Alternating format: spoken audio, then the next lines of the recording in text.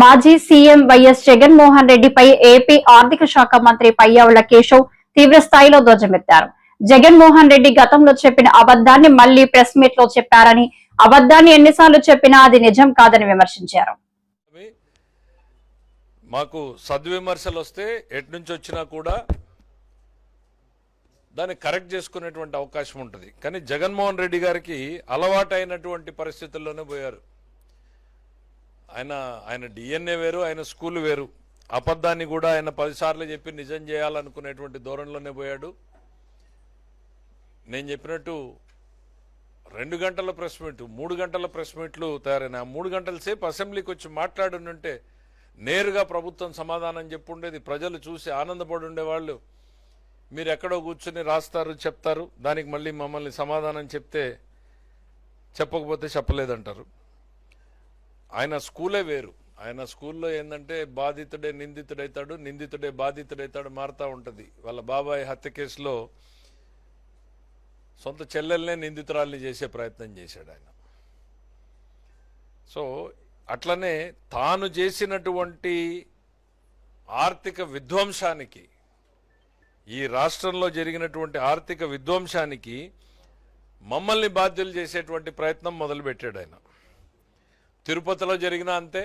చేసేది పాపాలు వాళ్ళు, ఎదుటోళ్ళకి ఆపాదించే ప్రయత్నం. బాబాయ్ హత్య కేసులో నారాసుర రక్త చరిత్ర అని మొదటి రోజు చెప్పాడు, తిరుపతిలో చెప్పాడు. ఇప్పుడు రాష్ట్రంలో జరిగినటువంటి ఆర్థిక విధ్వంసం మీద కూడా తన గోబెల్స్ మీడియా ఇద్దరూ కలిసి విపరీతమైనటువంటి ప్రచారాన్ని తీసుకొస్తున్నారు. ఆయన 2 గంటల సేపు చెప్పినా అందులో విషయం ఎక్కువగా మాట్లాడలేదు. కాబట్టి ఆయన చెప్పిన ప్రధానమైన అంశాలని మొట్టమొదటిసారి ఆయన కాగ్ రిపోర్ట్ అనేటువంటి దాని గురించి సీరియస్గా తీసుకున్నాడు. చాలా సంతోషం. కాగ్ రిపోర్ట్లో పేర్కొంది మీ గురించి అలా అంది, ఇలా అంది అని. చాలా సంతోషం. జగన్మోహన్ రెడ్డి గారు కాగ్ రిపోర్ట్లు చదవడం మొదలుపెట్టారు. అయితే ఒక్కసారి చరిత్రలోకి వెనక్కి వెళ్ళండి. మీ టైంలో కాగ్ మీ గురించి ఇచ్చినటువంటి కాగ్ రిపోర్ట్ చదువుతా. I can challenge and I'm on record. భారతదేశంలో ఇంత దరిద్రమైన కాగ్ రిపోర్టు ఏ ప్రభుత్వానికి కూడా రాలేదు. సంతకం పెట్టను అని చెప్పాడు ఆయన. పెట్టకపోగా క్వాలిఫైడ్ రిపోర్ట్ అంటే ఇది ఒక కొత్త పదం ఉంది అని నేను చాలా మంది ఫైనాన్స్ సెక్రటరీస్ని అడిగితే మొట్టమొదటిసారి ఆంధ్రప్రదేశ్లో కాగ్ రిపోర్ట్ వచ్చి ఆ రోజున ప్రతిపక్షంలో నేను లేవనెత్తిన తర్వాత చాలా మందికి ఇట్లాంటిది ఒకటి ఉంది అని తెలిసింది. అట్లాంటి క్వాలిఫైడ్ రిపోర్ట్ ఇచ్చినటువంటి ఘనత మీది, మీ ప్రభుత్వాన్ని. ఏమని చెప్పాడైనా? దాదాపు 48,000 కోట్లు, 48,284 కోట్ల రూపాయల గురించి అసలు అకౌంట్స్ అనేటువంటివి నాకు చూపించబడలేదు.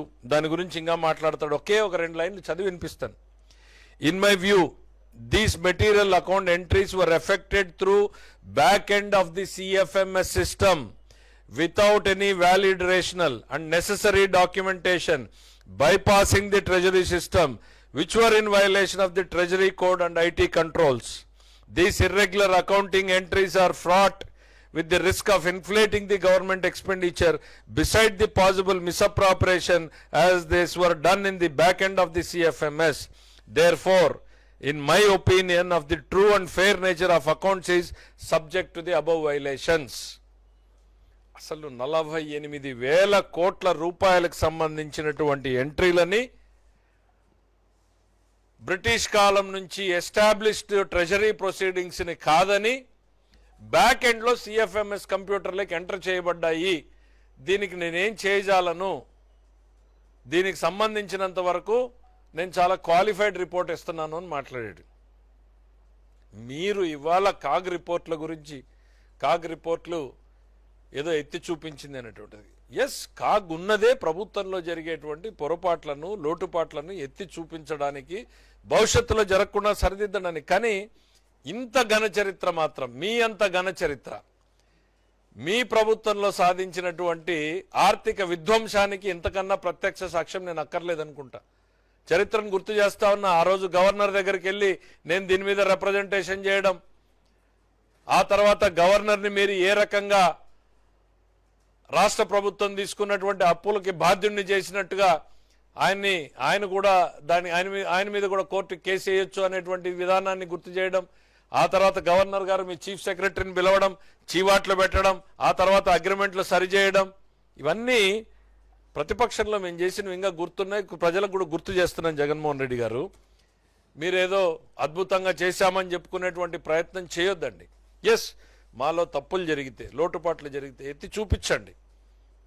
You are elected for it. We are here as trustees. నేను ఈ నిమిషానికి కూడా చెప్తా ఉన్నా, పదే పదే చెప్తా ఉన్నా, నేను మన్మోహన్ సింగ్ గారు లాగానో ఇంకెవరినో పెద్ద ఆర్థిక శాస్త్రవేత్తను కాదు.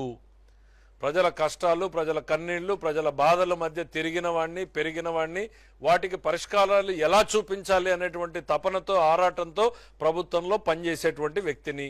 ఎక్కడా తప్పు జరగకూడదు, జరగకుండా ఉండేలా ఉండాలి అని నిరంతరం ప్రయత్నం చేసేటువంటి వ్యక్తిని. కానీ మీరు చేసినటువంటి ఘనకార్యాలన్నింటినీ మేము ఆ రోజు ఎత్తి చూపించాం కదా. మాకున్నటువంటి పరిమిత జ్ఞానమో ఏదో కొంత జ్ఞానంతో మేము చూపించినవన్నీ నిజమన్నారు కదా. కేంద్ర ప్రభుత్వం కూడా మీకు మొట్టికాయలు ఆ రోజు వేసింది కదా. అట్లాంటిది పోయి ఇవాళ మీరేంటి ఆర్థిక విధ్వంసంలో కాగ్ స్పష్టంగా నివేదిక బయటపెట్టింది అని ఏం చెప్పిందండి? జగన్మోహన్ రెడ్డి గారి టైంలో ఆర్థిక విధ్వంసం జరిగింది అనేటువంటిది స్పష్టంగా ఉంది. ఒకసారి మళ్ళీ గుర్తు చేస్తానో తెప్పించుకొని చూడండి. బహుశా అప్పుడు అధికారంలో ఉన్నప్పుడు మీరు కళ్ళు తెరుచుకుని ఉన్నారో మూసుకుని ఉన్నారో నాకు తెలియదు. మేమైతే కళ్ళు చెవులు రెండు ఓపెన్ ఐస్ అండ్ ఇయర్స్తో ఉంటున్నాం. ప్రజలకు జవాబుదారీగా ఉండే ప్రయత్నం చేస్తున్నాం. లోటుపాట్లను సరిదిద్దుకోవడానికి సిద్ధంగా ఉన్నాం. తప్పు జరిగితే ఎస్ ఇది పొరపాటు జరిగిందని చెప్పడానికి సిద్ధంగా ఉన్నాం. కానీ మీలాగా బుకాయింపులకు మాత్రం సిద్ధంగా లేము అనేటువంటిది. ద ఫస్ట్ ఓపెనింగ్ మీరు చెప్పిందే కాగ్ రిపోర్ట్ ఏదో చెప్పిందని, కాగ్ మీ గురించి ఎంత అద్భుతంగా చెప్పిందో నేను చెప్తున్నాం. రెండోది, మాకు వచ్చినటువంటి వారసత్వం ఎంత? మీరు ఇంకా ఏంటో వారసత్వం గురించి మాకు వచ్చింది ఎంత అంటే 9,74,000 కోట్ల రూపాయల లైబిలిటీస్. పదే పదే చెప్తా ఉన్నాం. అందులో 1,34,000 కోట్ల బకాయిలు అంటే డైరెక్ట్ పేమెంట్స్ పెట్టిపోయారు మాకు.